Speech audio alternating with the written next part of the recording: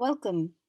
Today we're going to do chapter 8 and chapter 9. What happens after the robbery? And Oliver starts another life.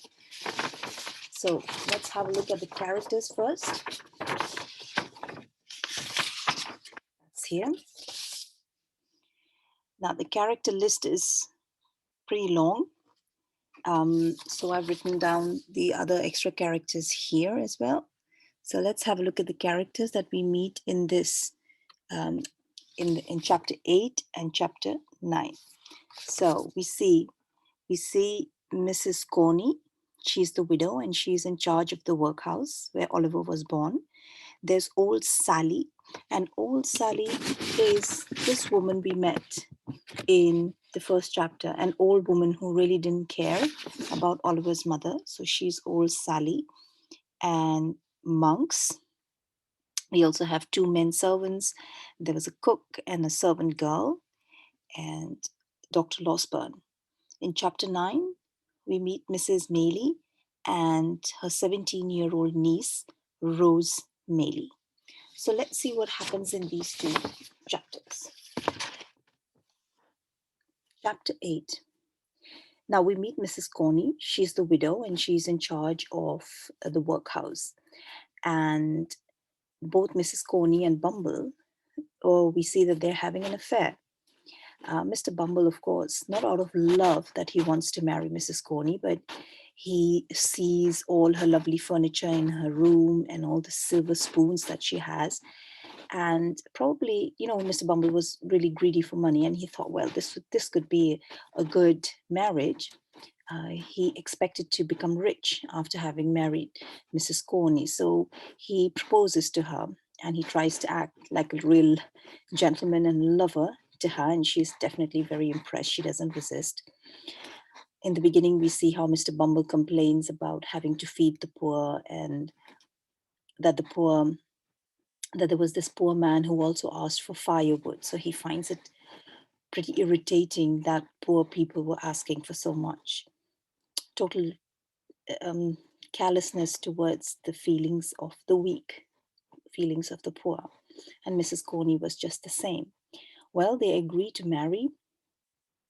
And just then, when they're talking to each other, there's this person who comes in and she says, Mrs. Corney, you better come in because old Sally is dying and she wants to tell you something.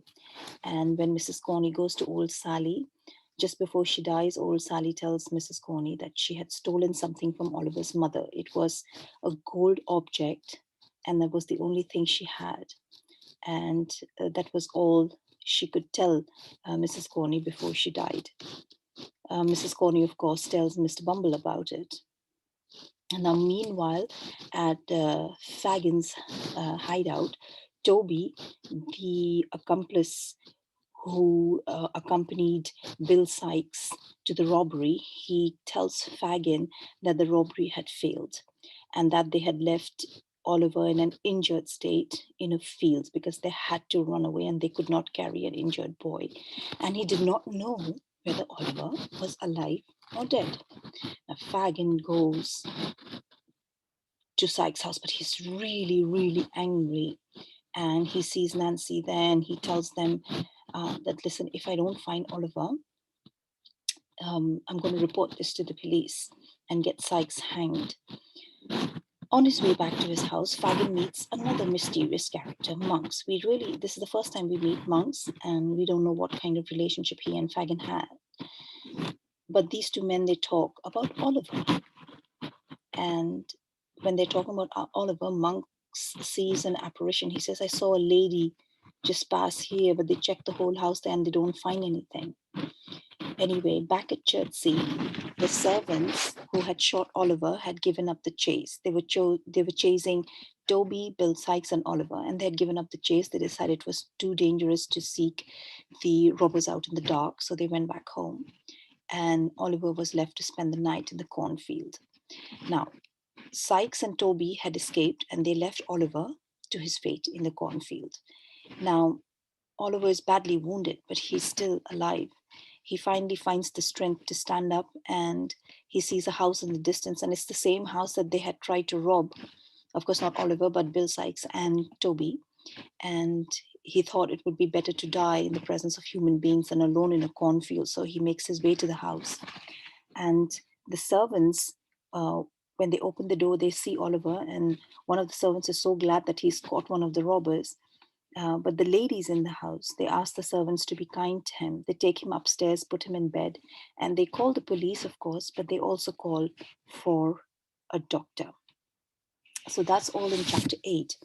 Then in chapter 9, which is a relatively shorter chapter, we see that Mrs. Maylie, she is the owner of that house in Chertsey, and her niece Rose, and she has a niece Rose, and all three of them, including Dr. Losberne, they marvel at the innocent boy's face. They see Oliver's face and they say he's so innocent. He couldn't have been one of the robbers, and they all agree to save him from the police because the police was on its way. Now, Dr. Losberne, he speaks to the servants and he asks them questions about Oliver and how they found him and how they could be so sure that Oliver was the boy that they were looking for, that he was the thief and he was the boy who was shot. Now, the servants are mightily confused. And of course, Dr. Losberne, he orders for beer for them, for the police.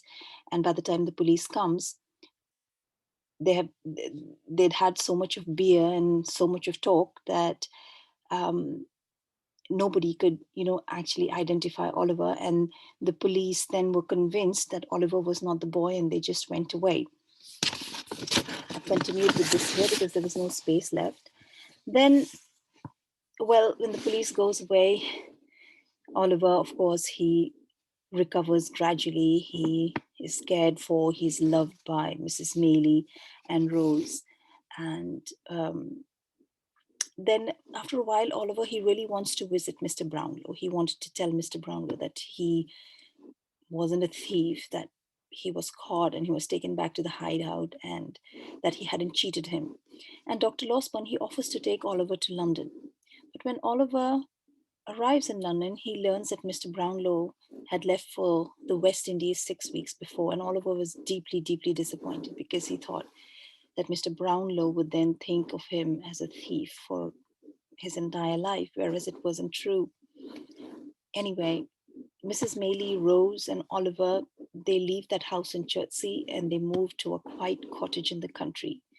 And there Oliver begins a new life. He studies hard, he works hard at his lessons, Rose reads to him, and Oliver thinks that he had finally overcome all the pain and all the poverty that he had faced till then. So this was chapter 8 and chapter 9. We'll see each other in the next lesson.